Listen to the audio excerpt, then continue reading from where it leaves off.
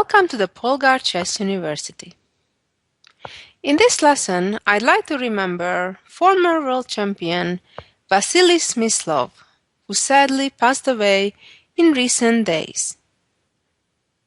I was really impressed by his style, the simplicity, how he played and won.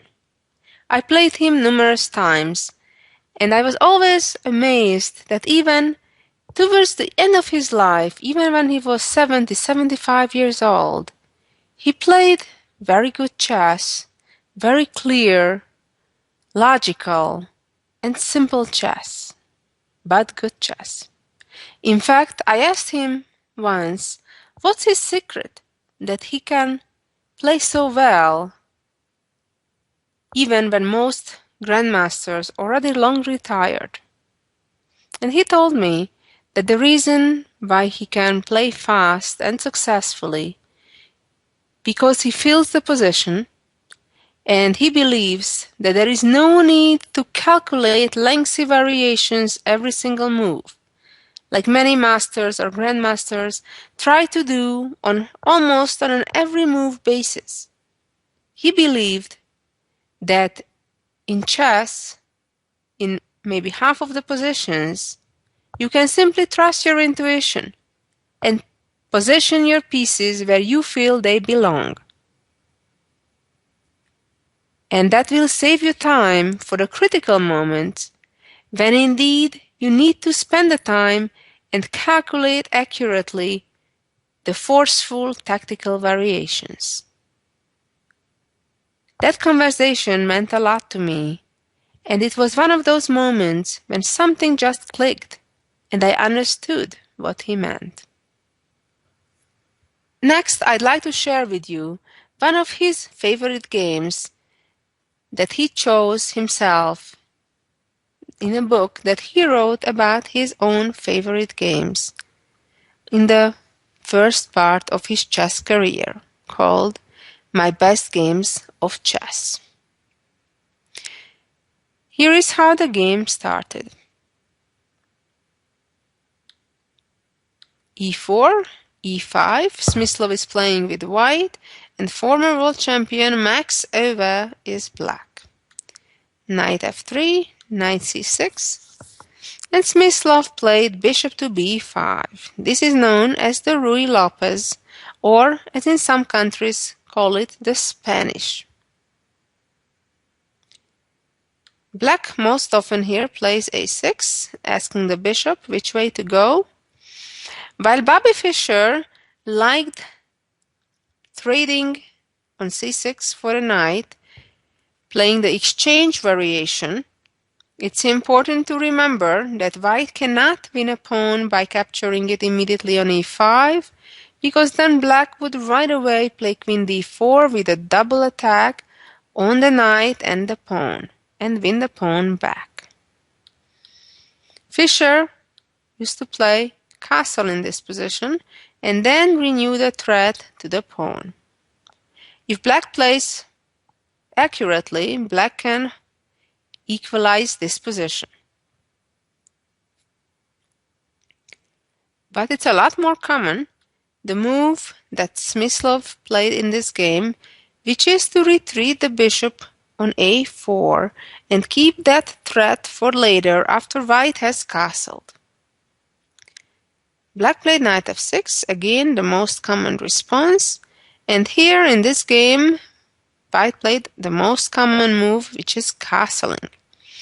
Despite the fact that black has just attacked the pawn on e4, white can of course safely sacrifice that on a temporary basis. Although it's worth mentioning that 2 years prior to the game that we're seeing, in between the same opponents, Smyslov chose to avoid the open Spanish and played d3, protecting the pawn. This game continued with castling, and while earlier in the same tournament, again between these same opponents, black chose the conservative bishop e7, in this game black went for the open Spanish, as it's called, and captured the pawn on e4. Of course, this is only a temporary gain because white has numerous ways to gain the pawn back on e5. Most drastically, white of course could just capture on c6 and then the pawn. Another way would be to play rook to e1, chasing black's knight back and then capture the pawn. Either of those are possible, but neither of those are the best after knight takes pawn. The best move here is to play d4 with the aim of opening the e file. It's quite noticeable that how white is ahead in development.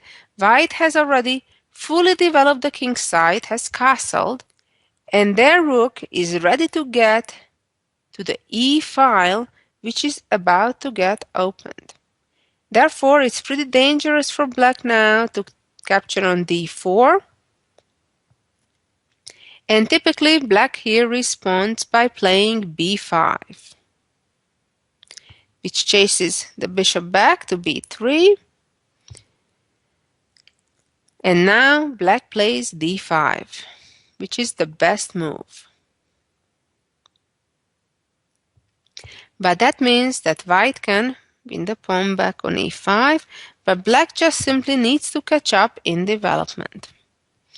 Again, we always need to be aware of what does our opponent want to do, and even though white did not attack anything with the pawn on e5, you need to look not only with the last piece that moves, but also see what files or diagonals have been opened because of that last move. And in this case, because the white pawn moved from d4 to e5, all of a sudden the d file has opened, and now there is a dual attack on the d5 pawn by white's queen and bishop. And that invites the black bishop to protect the pawn on d5. So far, we're following very common theory. And here, white played a move that is not as frequently played anymore, and played queen e2, clearing the d1 square for the rook. And here black started misplaying. Instead of continuing developing and castling as soon as possible, black played knight c5 with the idea to grab white's light square bishop while he can. This is one of those situations when you wonder what are the most important priorities. And in this case, to complete development, putting the king into safety would have been definitely a priority compared to wasting further more moves by moving the knight just to get rid of white's pair of bishop. White responded with rook d1, creating a pin over the d file and pressuring further black's d5 pawn. Here, still, black had to play bishop to e7, getting ready to castle. Instead, black traded on b3, which is actually what white was hoping for, because after this trade, even though white would like to have his second bishop, but the good news is that all of a sudden the a file has been opened. And that creates additional target in black's position. Right now, black was worried that white would play c4 and use the pin along the d file. That explains black's next move, which was queen to c8. On one hand, gets out of the pin, and on the other hand, protects the a6 pawn a second time, just in case. In the previous round of that same tournament, which was the World Championship tournament in 1948, between Grandmasters Paul Keres and Samuel Reshevsky, the very same position was reached. There, white continued with bishop moving to g5 in this position, and white had some advantage.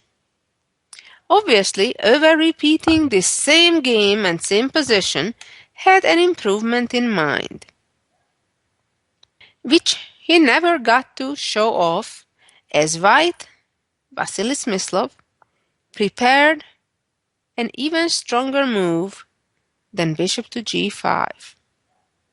As the saying goes, when your opponent's king is stuck in the middle, make sure you hurry up and open files so that king will never castle. White proceeded by sacrificing a pawn and playing c4. Black has no choice but putting the gloves on and accept the sacrifice. Pawn took back, and Black continued by indeed capturing the pawn on c4. It also attacks White's queen. The queen moved to e4, and this is perhaps the critical moment of the game. Black has a good number of ways to react to the attack. Black can protect the knight in various ways, or Black can move the knight in several different ways. Let's check out the different options that Black had. If Queen e6, White can play, for example, a nice combination, disconnect between Black's queen and knight, Rook d6. If pawn takes, Queen takes knight, fork, winning the rook in the corner. And if bishop takes, then Queen takes c6 check, King e7, pawn takes, Queen takes, Queen e4, and White has a superior position. Again, after take, take, bishop take, and Queen e4, how about Queen b7, protecting the knight from the other side? Well, White would simply develop with knight c3. And now, the catch is that Black would never get to castle timely, because after bishop c5, White immediately would open the e-file with a new pawn sacrifice, followed by using the pin with knight e5. If now knight takes e5, of course the queen is hanging, and if Black would want to retreat to d8, protecting the queen, then voila, rook takes on d8, and then the Black queen falls. Again, in this critical position, after bishop takes and Queen e4, the best choice that Black had is to move the knight away to b4. Although Black's position is not enviable even here, because the white bishop would show up on g5 very unpleasantly for Black, and then threaten coming down with the rook to d8. The actual game continued by Black playing knight to e7. And now it's absolutely time to develop, but there is no time to waste. Generally, it's quite important in chess to try to combine your own plans and prevent your opponents at the same time if you can. Or create threats to your opponent at the same time that you're advancing your own agenda to keep him busy from bugging you. So the knight moves to a3, not only developing, but at the same time attacking Black's bishop. Now it's important to notice that if the Black bishop makes a simple retreat, all of a sudden White can win a pawn. Can you see how? Yes, by capturing the one on b5, using the pin to win material. If after knight a3, on the other hand, the bishop goes to b3, attacking White's rook on d1, then the rook would move to d3, simply gaining time by attacking the bishop. And if bishop retreats to e6, again the b5 pawn is hanging. Of course, moving to a4, which would solve one problem as of protecting the b5 pawn, but create an even bigger problem by allowing White trapping Black's bishop. If here Black plays bishop e6, and after knight b5, bishop to f5, creating a skewer on the white queen and rook, that would fail due to white right now capturing knight c7 and then the rook in the corner. Let's go back again. Bishop takes and queen e4. So here we are again in the critical position. The knight in the game moved to e7, came knight a3, and black responded by playing c6. Now, obviously, white can simply take the bishop and win the pawn back. So after everything cleared out, let's look at the position. Materially speaking, we're even. However, white visibly has a winning advantage. Why is that? It's because black is so much behind in development, black would need still 3 more moves to castle. And black cannot safely achieve that without loss of material. White has all kinds of threats, such as knight g5, or even positional threats in targeting the a6 pawn. For example, if black right now would try to trade queens, then the most effective way of play is to capture the pawn on a6, ignoring the threat to our own queen. And if queen takes, rook check, forcing the blocking of the check, which gives up another knight, king e7, and then rook c7.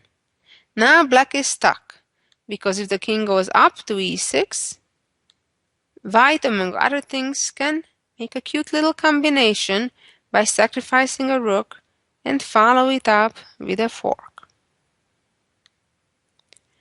Or, if after queen takes queen, rook takes, knight c8, rook takes, king e7, rook c7. The king goes the other way, down to e8, then white would continue simply with bishop g5, threatening with checkmate on d8, and again black's position would be hopeless. Let's go back to the game, where in this position, black chose to play queen to b7.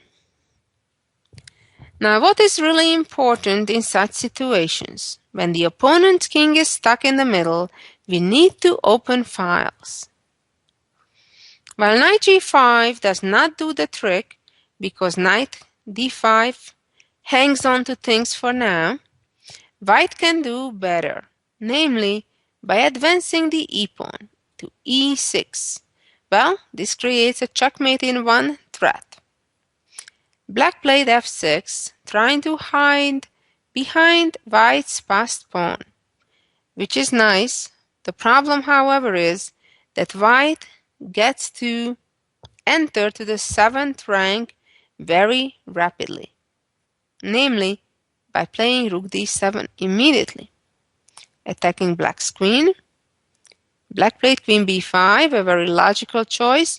When you're under a heavy attack, try to get the pieces traded, especially the queens. It's generally a good idea. However, to black's disappointment, their position is pretty bad even in an endgame, because white is so active and black is so much behind development. White traded indeed on b5, followed by knight d4, centralizing the knight. A very powerful move. Also, by the way, attacking the pawn on b5 due to the pin along the a file. Black played rook c8, indirectly protecting the pawn on a6 because the bishop is pressured, but the bishop can simply move away, and the black pawn from a6 does not run anywhere. Black played knight g6, and there goes the pawn. Came knight to e5, rook b7, bishop c5. Black is finally developing, but a bit too late. Too much loss of material has been already occurring. Now white, of course, has to be careful, because black is tricky. If white would simply take the pawn, after the exchange of pieces on d4, all of a sudden black would checkmate. That would certainly be an unpleasant surprise in a completely winning position. Therefore, after bishop c5, white made a careful move, after which black is in serious trouble. Now if bishop takes bishop, then intermediate move, check, and black loses the rook or gets checkmated. Black responded by castling. Of course, white has many ways to win here, but Smyslov, typically for him, chose the peaceful and quiet h3, making sure no more back rank problems around, and black actually resigned. There are all kinds of threats, including rook takes pawn, or depending what black does, the fork with the knight, or simply advancing the e-pawn. Just plenty of ways to win. And Ova wasn't curious enough to find out how exactly white would win the rest of the game. A very nice and instructive game, and certainly the message is, do not keep your king in the middle of the board, because it can lead to trouble. Even if you can avoid getting checkmated, you'll end up paying in a different way, like black did in our example in this game. And now let's see the jewel of the week. Here we go. This is quite a famous endgame where white has to be rather tricky to succeed to win. Black is about to promote his own pawn to a queen, and if black would succeed with that, black would easily draw the game. For example, after king d3, the pawn gets promoted, bishop takes, king takes, white is running after the pawn, but so is black after white's, and black arrives right on time. It's a draw. Going back to this position, I'll tell you the trick after which white is winning. And this is the only way to win the game. To purposefully give up that bishop, lure the black king to the corner, and then close the door of the prison. Do not let the king out from the corner. Leaving black only one choice, advancing the pawn. And now, of course, not pawn takes pawn, which would result stalemate, but pushing through d4, c6, d3, c7, d2, and now black gets out of the corner. So it's not quite the end of the story. But believe it or not, this queen endgame is winning for white. Not in a very complicated way.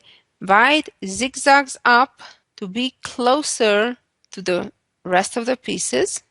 Of course, white needs to do all of that with continued checks, otherwise the black queen gets out of the corner and the game ends in a draw. King a3, check.